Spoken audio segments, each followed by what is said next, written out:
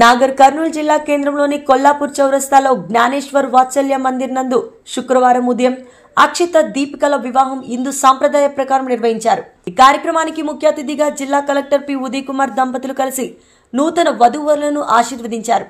అనంతరం విచ్చేసిన ప్రముఖులకు ఉప్పల కృష్ణయ్య క్లాత్ మర్చెంట్ వారు భోజన దాతలుగా నిలిచారు। భోజనాన్ని వడ్డించిన కలెక్టర్ దంపతులు